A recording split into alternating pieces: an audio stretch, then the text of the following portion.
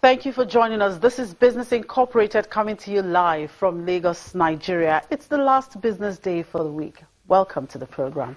I'm Chimizi Obi Iwago. On the program today, Barclays announces sale of its Zimbabwe bank to Malawi-listed First Merchant Bank.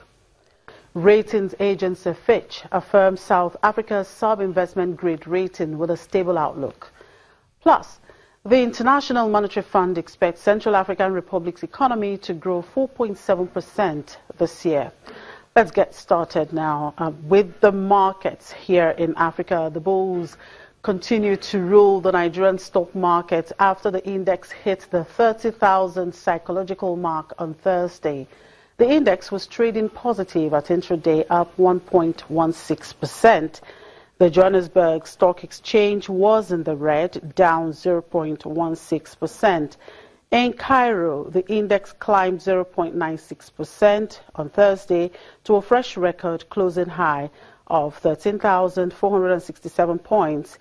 Banking shares and real estate developers were some of the chief gainers, with Commercial International Bank adding 1% to an all-time high of 83.60 Egyptian pounds, and real estate firm Pullout adding 1.8%. And Kenya was up 2.61% on Thursday.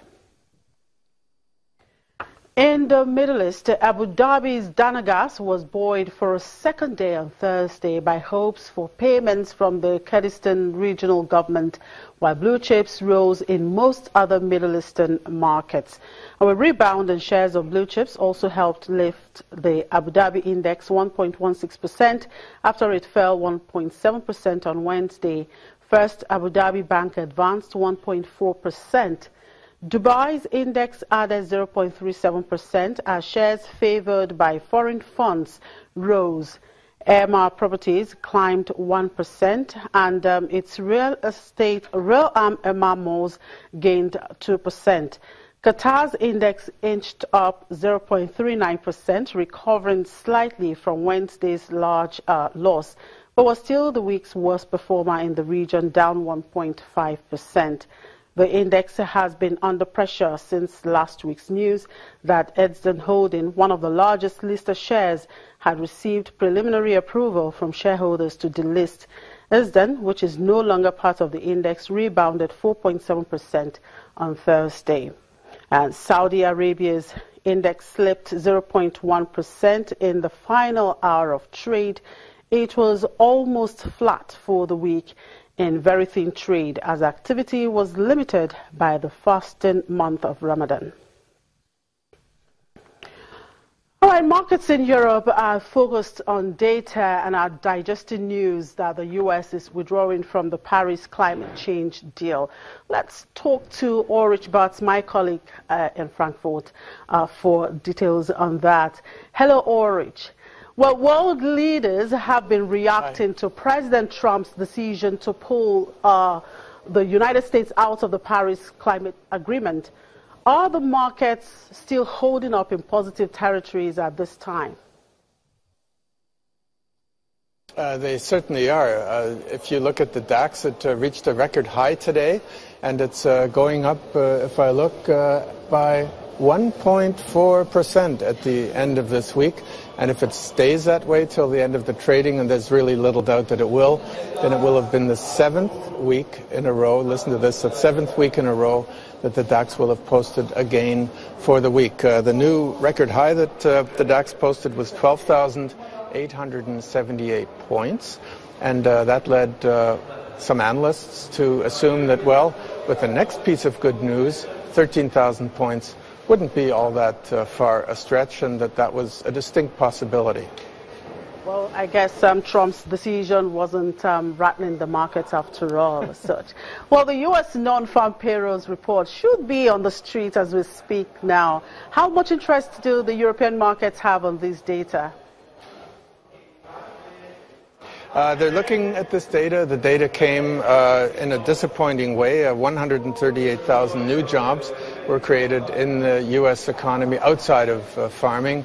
That's less than the forecast, but on the other hand, the hourly wages went up, and the unemployment rate went down by a fraction to 4.3%.